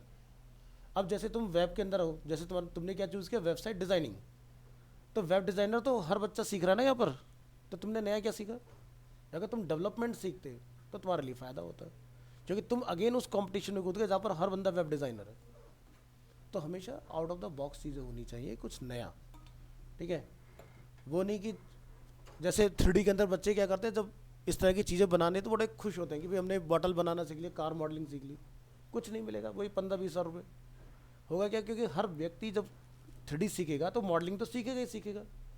तो वही उसको पहला जो पड़ाव होता है ना, उसको लगता है इसी में करियर बनाना है मुझे, और 3 से 4 साल बाद उसको रियलाइज़ होता है मैं तो गलत जगह घुस गया, क्योंकि उसने उस चीज़ में नहीं गया। क्योंकि जनरली अरीना के केसेस में बच्चे गलतियाँ क्या करते हैं 3D के अंदर, वो कभी भी लाइटनिंग टेक्सचरिंग के ऊपर काम करना पसंद ही नहीं करते, क्योंकि वो काम बड़ा टेक्निकल होता है कि लाइट का फॉल कितना होगा, कितना ल्यूमेंस हमें डालना है, सारी चीज़ें उस पार्ट को छोड़ देंगे, रेंडरिंग को छोड़ देंगे, मॉडलिंग पर काम करेंगे। यानी कि हमने वो काम चूज़ किया जो मजदूरी वाला काम है। अब तुम किसी भी कंपनी जाओगे, करें ले बना मॉडल, और जो लाइटनिंग वाला बंदा होगा वो कहेगा भाई साहब वो 1 महीने बैठ के मॉडल बना रहा है, वो 1 दिन बैठ के लाइटिंग करेगा, काम खत्म, पैसे उसके लाखों में। समझ गए, ये फ़र्क है। तो ऐसे ही ग्राफिक की जॉब तो कभी नहीं करना, उससे अच्छा तो बेरोज़गार रह लो, क्योंकि तुम्हें 2 से 3 साल बाद ये रियलाइज़ होगी मैंने गलती कर दी बहुत बड़ी ग्राफिक में। मैं खुद बहुत तगड़ा ग्राफिक डिज़ाइनर, लेकिन मैं एक डिज़ाइन नहीं बनाता। क्यों नहीं बनाता, मुझे पता है उसका एंड क्या है। सो हमेशा वो चीज़ चूज़ करो जिससे लोग भागते हो। जैसे तुम्हें जावास्क्रिप्ट से डर लग रहा है, नहीं है, सब समझ में आ गया अभी तक का? नहीं, देख रहे हो तुम, सीख नहीं रहे, सीखो। क्योंकि अगर सीख जाओगे ना तो सच में लाइफ चेंजिंग हो जाएगा तुम्हारे लिए। क्योंकि अगर जावास्क्रिप्ट को अगर नहीं समझाना, क्योंकि JavaScript is a first programming language. ये इतना तुम्हें मैं इसलिए समझाने की कोशिश कर रहा हूँ जेएस को, क्योंकि जिस दिन पीएचपी में जाओगे तब तुम्हें इसकी वैल्यू समझ में आएगी, नहीं तो पीएचपी से बाउंस जाएगी ऊपर से। या तुम रिएक्ट पढ़ोगे तब तुम्हें इसकी वैल्यू समझ में आएगी, क्योंकि बिना जेएस के कुछ नहीं हो सकता, ठीक है। तो इसलिए ध्यान रखना, जावास्क्रिप्ट आपकी टॉप प्रायोरिटी होनी चाहिए, क्योंकि डिज़ाइनिंग तो आप कहीं से भी कर लोगे। HTML CSS सबसे ईजीएस्ट होता है, जब आप जेएस में आते लगता है कि वो तो हिंदी है, ये इंग्लिश है, ऐसा समझो। क्योंकि यहाँ तो देख रहे हो ना, 2 मिनट में बात कहाँ से शुरू होती है, लॉजिक लगाते लगाते क्या बना लेते हैं थोड़ी सी देर में, 2 मैनिपुलेट हो गया ना।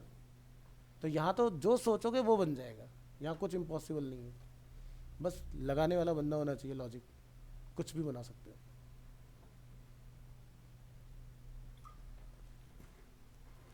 डेवलपर जो एक टाइटल मिलता है ना किसी को, और एक जो डिज़ाइनर टाइटल होता है, दोनों में का काम एक जैसा ही होता है। हम जैसे अरीना से कोर्स करते हैं, हम सोचते हैं कि हमने फोटोशॉप सीख लिया, we are a designer, but हम लोग डिज़ाइनर नहीं हैं। मैंने बहुत पहले बोला हम क्या है, ऑपरेटर। क्योंकि अगर हम डिज़ाइनर होते तो हमें फ्री पिक पे जाने की ज़रूरत ना होती। मानते हो कि नहीं? वैलिड पॉइंट है। यानी कि जिसने पहली बार यूनिक बनाया वो है डिज़ाइनर, जिसने उसको देख के बनाया वो है ऑपरेटर, ठीक है। वैसे ही है डेवलपर। एक कंपनी के अंदर डेवलपर क्यों हायर किया जाता है, क्योंकि डेवलपमेंट में कभी भी एक जैसी चीज़ नहीं बनती। एक क्लाइंट आपसे कुछ बनवाएगा, दूसरा क्लाइंट आपसे कुछ और बनवाएगा। फॉर एग्जांपल आपने एक वेबसाइट बनाना सीख लिया, e-commerce, simple listing, product upload हुआ, मैंने वहाँ से अपना सेल परचेजिंग कर लिया। अब एक बंदा ऐसा आया कि भाई मेरे को तो कपड़े बेचने, और जब कपड़े बेचने जाओगे तो कपड़े में अलग अलग साइज़ होंगे, है ना, small, medium, large, extra large, अलग अलग कलर्स भी हो सकते हैं, ठीक है। उसमें फुल स्लीव्स, हाफ स्लीव्स भी हो सकता है, डिफरेंट डिफरेंट स्टाइल हो सकते हैं। तो यानी कि यहाँ पर अब लग गया दिमाग तगड़ा वाला, क्योंकि एक प्रोडक्ट को तो अपलोड करना आसान है कि भाई ये रिमोट है, उस रिमोट का क्या वेरिएंट होगा, तो ये तो आसान है ना। लेकिन अब इस रिमोट के अंदर तुम्हें भाई साहब ब्लूटूथ फीचर चाहिए, वाईफाई फीचर चाहिए, तो उसके उन्होंने लिस्टिंग अलग अलग की है। तो एक ही प्रोडक्ट में से वो प्रोडक्ट कैसे चूज़ करके दिया जाए यूज़र को। जैसे आप फ्लिपकार्ट पर जाते हो आईफोन खरीदने, तो उसमें देखते हो 5 तो कलर के वेरिएंट आते हैं नीचे, फिर उनके 3 वो आते हैं स्टोरेज कि 128, 256, 512 GB। फिर आप प्लस में जाते हो, सेम वहाँ पर भी आपको मिल जाते हैं। फिर आप प्रो में आते हो तो प्रो में आपको 1 TB तक का वेरिएंट आता है। प्रो मैक्स में जाते हो, फिर वहाँ पे और चीज़ें बदल जाती हैं। तो देख रहे हो कितना कॉम्प्लिकेटेड उन्होंने सिस्टम डिज़ाइन किया हुआ है। सो ये प्रॉब्लम को डेवलपर ही सॉल्व कर सकता है। उसको जैसा आप सिचुएशन दोगे, थोड़ा टाइम ज़रूर लगाएगा, लेकिन आपको एक सोल्यूशन बना के दे देगा। इसको हम बोलते हैं टेलर मेड सोल्यूशन, ठीक है, कि जो उसको दिया उसने बना दिया। अब जैसे आप रेडीमेड कपड़े खरीदते हो सकता है कि भाई कोई बंदा बहुत मोटा है, उसके लिए फिट ना आ रहा हो, लेकिन टेलर के पास जाकर वो बना देगा ना उसके लिए कुछ भी। तो डिफरेंस समझ आया? तो हमें वो बनना है कि जिसको जैसा सिनेरियो दिया जाए, जैसा टास्क दिया जाए, वो परफॉर्म कर पाओ आप। ना कि ये नहीं कि भाई ये तो मुझे पता ही नहीं, ये कैसे बनेगा, तो फिर तुम किस बात के डेवलपर। समझ गए ना? तो डेवलपर की लाइफ में ना जैसी कोई चीज़ नहीं होती, सब बन जाएगा, बस बोलो क्या चाहिए। टाइम जरूर लगेगा, वो सीधे बोल देगा 2 से 3 महीने, मुझे कोई परेशान मत करना, मैं चीज़ बना के दे दूंगा। तो वो लोग जब उनके पास काम नहीं होता तो कुछ ना कुछ अपना एक्सपेरिमेंट करके नई नई चीज़ें डेवलप करते रहते हैं। ठीक है। और दूसरा फिर एक ये होता है कि भाई आपके पास रातों रात टास्क आया कि भाई जैसे आपने देखा ये रील्स का जो कॉन्सेप्ट है, तो जैसे इंस्टाग्राम में भी आज की डेट में आपको देखने के लिए मिलता है, आप यूट्यूब उसमें देखते हो, फेसबुक में स्टोरी हम लोग डालते हैं। ठीक है, उसी की तरह से आपका व्हाट्सएप पर भी स्टेटस वगैरह सेम उसी तरह से देखते हैं मैं सारी चीज़ें। धीरे धीरे करके ये कल्चर सभी ने फॉलो कर लिया। आज के डेट में आज तक का अगर मोबाइल एप्लीकेशन डाल लोगे तो उसके अंदर भी स्टोरीज आती हैं, स्टेटस वहाँ पर भी आपको देखने के लिए मिलते हैं। हर एक ने लगाना स्टार्ट कर दिया, तो यानी कि उन्होंने उनके जो डेवलपर्स थे आज तक के, उन्होंने उनसे भी बोला होगा ना कि भाई हमें इंस्टाग्राम जैसा फीचर चाहिए, तो उन्होंने रिसर्च किया होगा उस चीज़ को कि भाई कैसे लगा सकते हैं, स्टेटस कैसे बना सकते हैं, सारी चीज़ें। तो ये होता है। तो एक तो हो गया कि भाई रेफरेंस हमारे सामने है, लेकिन मुझे उसका कोड नहीं पता, क्योंकि भाई फ्लिपकार्ट जो बैकएंड बेस्ड जो साइट्स होती हैं उनका कोड कभी आप देख नहीं सकते। समझ गए? ये डिफरेंस होता है। स्टैटिक साइट का कोड देखा जा सकता है, डायनामिक साइट का कोड नहीं देखा जा सकता। लेकिन डेवलपर क्या कर सकता है, उसको विजुलाइज करके कि इस पर क्लिक करके अगर ये हो रहा है तो यहाँ पर क्या लॉजिक लगा होगा, वो एज्यूम करके उस चीज़ को ट्राई करके बना देता है। ठीक है, ये सारी चीज़ें। तो क्या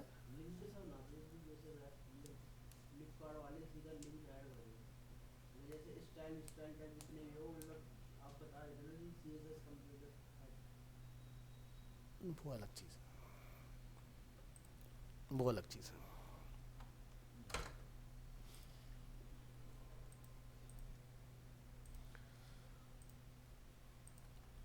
तो इसी तरह से जैसे हमें यहाँ पर डिफाइन करना हो, open window extension dot HTML,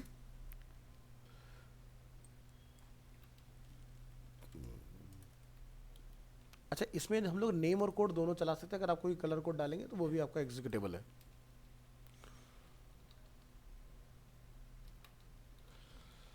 तो हमें एक विंडो ओपन कराना है, तो हम लोग सीधे यहाँ पर जाके लिख सकते हैं window dot open. Open is a function, और जैसे भी चेंज बीजी कलर हमारा ऑलरेडी ओपन है, हम यहाँ पर अगर कोई कोड ट्राई करें तो हमारा कोड भी काम कर रहा है। ठीक है, इसलिए मैंने वहाँ पर पहले ही लिख दिया था एंटर योर नेम और कोड है। ये हमारा विंडो वाला, इसको हम लोग ट्राई करेंगे ओपन विंडो। तो जैसे आप इसको क्लिक करेंगे एक नया ब्लैंक विंडो आपके सामने ओपन हो जाएगा। अगर आप चाहते हो कि ये नया जो विंडो मेरा ओपन हुआ है ये किसी URL के साथ बेसिकली ओपन हो जाए, तो हम लोग यहाँ जाके क्या डिफाइन कर देंगे इसके अंदर सिंगल कोड में https www.google.com कंट्रोल एस करेंगे। यहाँ से ओपन विंडो को अगेन क्लिक कीजिए। अब ये एक URL के साथ बेसिकली आपका ओपन होगा इस तरह। इसी तरह से हम लोग क्लोज भी करा सकते हैं, close window extension dot HTML। उसके लिए आपने लिखना है विंडो डॉट क्लोज।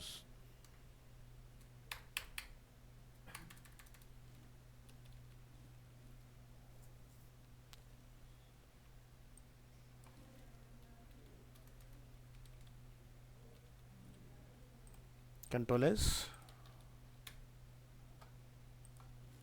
जैसे हम लोग क्लिक करेंगे बंद हो जाएगा। तो देखते हो जब आप कोई ऑनलाइन पेमेंट वगैरह करते हो वहाँ पर 2 ऑप्शन रहते हैं, प्रिंट और क्लोज।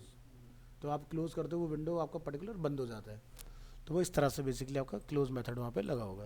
प्रिंट कराना चाह रहे हैं, प्रिंट विंडो एक्सटेंशन लगाना भूल गए, लिखिएगा डॉट HTML।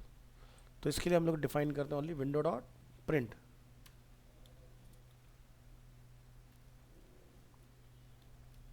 Print window.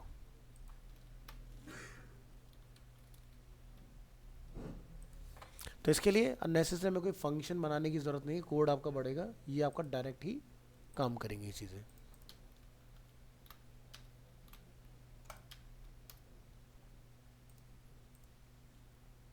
ठीक है, तो आपके सामने डायलॉग बॉक्स आ जाएगा जिसमें आप लैंडस्केप पोर्ट्रेट जिस मोड में कौन सा पेज साइज आपने चूज़ करना है प्रिंट निकाल सकते हैं। एक अपना होता है सेट टाइम आउट, ठीक है, सेट टाइम आउट, और एक होता है सेट इंटरवल।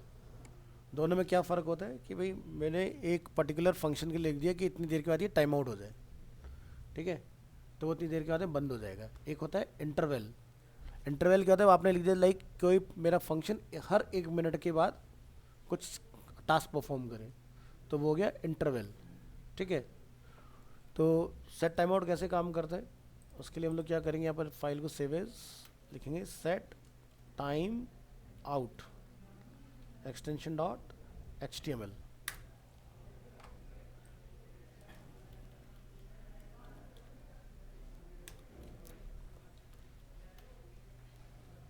यहाँ जाओ, एक फंक्शन बना लो,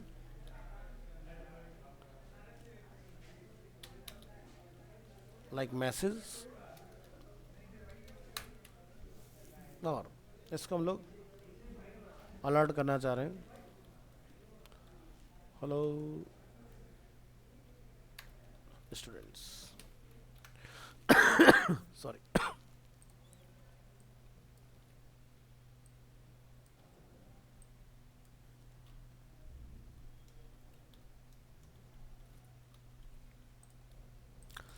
तो अभी के सिनेरियो में क्या होगा, जैसे बटन हिट होगा इंस्टेंट ये एग्जीक्यूट हो जाएगा। हम चाहते हैं डिले के बाद ये बेसिकली काम करे, तो आप क्या करोगे, इसको कट, यहाँ पे क्या लिखेंगे, सेट टाइम आउट, और इसमें जाके आप यहाँ पर डिफाइन करेंगे इसके लिए डिले, कि भाई कितनी देर के बाद में आप चाहते हो कि इसके अंदर जो भी लोग चेंजेस करना चाह रहे हैं वो चेंजेस परफॉर्म हो।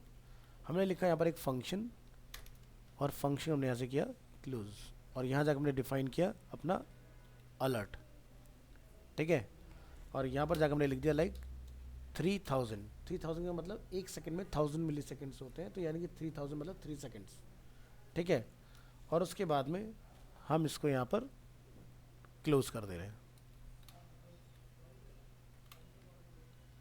और क्या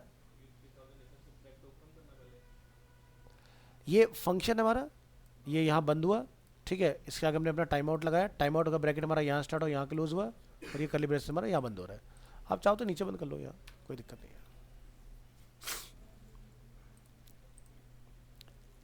और इस फाइल को रन करो, time out, refresh, click, set की स्पेलिंग गलत है, सर सही कर सेट दो। टाइम आउट की स्पेलिंग गलत है। ठीक है, टाइपो एरर है, चेक करो, आ गया। तो ये हो गया हमारा डिले, ठीक है, तो इतनी देर के बाद बेसिकली हमारा ये एग्जीक्यूट हो जाएगा इस तरह से। फिर हमारा होता है navigator object. Navigator next class में करेंगे आपको। तो नेविगेटर क्या होता है, बेसिकली आपको अपने ब्राउज़र की इन्फॉर्मेशन एक्सट्रैक्ट करके देता है कि आपका ब्राउज़र क्या है, ठीक है, कौन सा वर्जन आप चला रहे हो, कौन सा लैंग्वेज आप यूज़ कर रहे हो, HTML5 या वो सारा इन्फॉर्मेशन आपको कलेक्ट करके मिल जाएगा इसके अंदर। तो HTML5 में एक फीचर ऐड ऑन होता है जियो लोकेशन, और वही जियो लोकेशन है जिसकी वजह से आज की डेट में आपकी बहुत सारे different types of services website काम करें, जैसे स्विगी, जोमेटो, या फिर आप ओला, उबर, जो भी आप चलाते हो ना आज की डेट में। तो सोचो कि अगर लोकेशन फीचर ना हो तो क्या आपके पास तक डिलीवरी हो पाएगी, ठीक है, तो वो जियो लोकेशन HTML5 में इंट्रोड्यूस किया गया। तो उसी की हेल्प से बेसिकली क्या होता है कि साइट ऑनर्स जो होते हैं उनको पता चलता है आपकी पिन ड्रॉप लोकेशन की एग्जैक्टली आप हो कहाँ, ठीक है। तो जैसे अभी क्या है, हाल फिलहाल में फ्लिपकार्ट ने भी अपने डिलीवरी पार्टनर के साथ आपके एड्रेस लोकेशन को शेयर करना स्टार्ट कर दिया है। तब डिलीवरी पार्टनर को क्या है कि जैसे कोई नया बंदा उनकी रिक्रूटमेंट हुआ और वो डिलीवरी बॉय है, तो उसको पता नहीं कहाँ जाना है, लोकेशन क्या है, तो वो आपके एड्रेस को मैप पर लोकेट करके सीधे आप तक पहुँच सकता है, ठीक है। तो ये सिस्टम अवेलेबल है, या फिर हम भी अपने डिलीवरी पार्टनर के साथ लोकेशन शेयर कर सकते हैं, ये फीचर अब आ गया, अवेलेबल है। क्या नाम बोला था आपने, क्या पढ़ेंगे? जियो लोकेशन। जियो लोकेशन। हाँ, तो इससे क्या होगा, जब हम लोग एक फ़ाइल वगैरह बना के जब टेस्ट करेंगे तो उससे हमें पता चलेगा कि हमारी लैटिट्यूड और लॉन्गिट्यूड क्या है बेसिकली।